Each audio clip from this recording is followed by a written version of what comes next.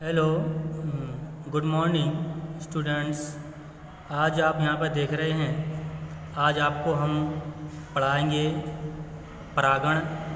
इसको इंग्लिश में बोलते हैं पॉलिनेशन। आज का टॉपिक आपका क्या है? आज का टॉपिक है आपका परागण यानी कि पॉलिनेशन आपको पढ़ना है। तो क्या होता है परागण, आप ये देख लीजिए। इसमें लिखा है परागकणों के परागकोश। जो परागकण होते हैं किस में होते हैं? नर भाग में। किस में होंगे भैया? नर भाग में होंगे। तो नर भाग के परागकण परागकोश से कहाँ पहुँचेंगे? वर्तिकाग्र, लिखा है वर्तिकाग्र तक पहुँचने की क्रिया को परागण कहते हैं। ठीक है, ये नर भाग हो गया। और जो वर्तिकाग्र है ये कौन सा भाग है? ये है मादा भाग। ठीक है ना। जैसे आपको ये फ्लावर दिखाएंगे, आप यहाँ पे देखिए। इस फ्लावर में दोनों भाग हैं।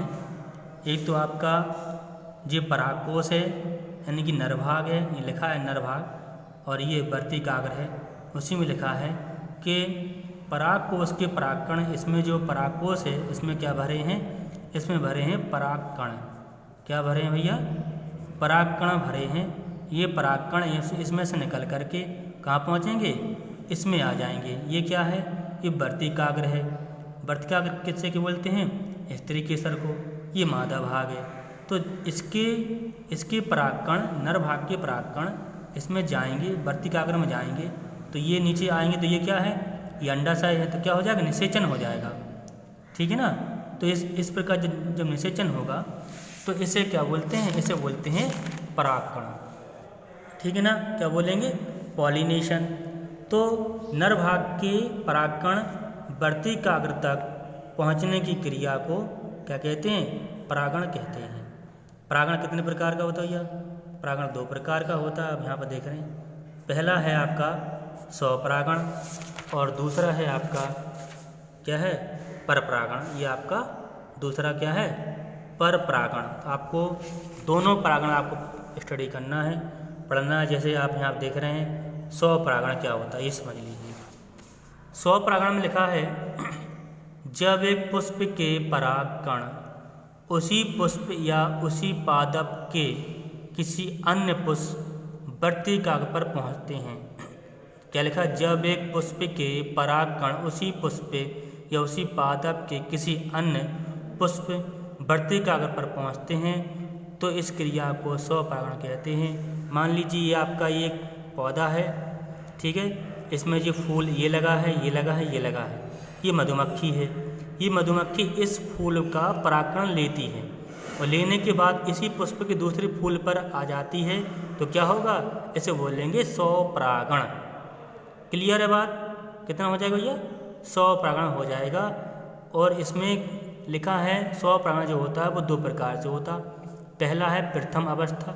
इसमें एक द्विलिंगी पुष्प के पराग कण उसी पुष्प की वर्तिकाग्र पर पहुँचते हैं। तो इसके जो परागकण होते हैं उसी पौधे पर पहुँचेंगे, उसे प्रथम अवस्था बोलेंगे। दूसरी अवस्था में क्या लिखा है? जिसमें एक ही पादप के पुष्प, एकलिंगी नर पुष्प या द्विलिंगी पुष्प, एकलिंगी पौधा हो या द्विलिंगी पौधा हो, के परागकण उसी पुष्प के दूसरे पुष्प, मादा पुष्प या द्विलिंगी पुष्प के वर्तिकाग्र पर पहुँचते हैं तो उसे स्वपरागण कहते हैं। यह सजातीय पुष्प, जैसे ये लिखा है। तो इस प्रकार से आप देख रहे हैं ये मीन्स फ्लावर है, इसका परागकण निकाल करके इसमें अगर आ रहे हैं तो इसे क्या बोलेंगे? सजातीय पुष्पी परागण कहते हैं। ठीक है, तो बात ये क्लियर हो गई। स्वपरागण की क्रिया इसे कहते हैं। दूसरी अवस्था क्या थी? हमने आपको यहाँ बताया था। दूसरी अवस्था है परपरागण की। तो इसका मतलब क्या हो जाएगा?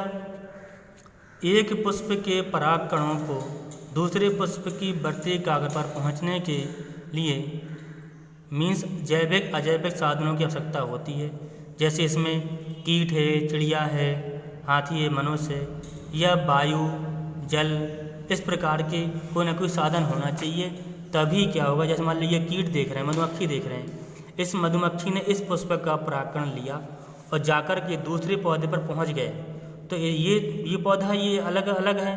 जब ये पौधा इस पर आएगा, ये आप देख रहे हैं कीट मधुमक्खी जब इस पर आएगी तो ये मधुमक्खी दूसरे पौधे पर जाएगी, तो ये क्या हो जाएगा, ये हो जाएगा आपका पर परागण।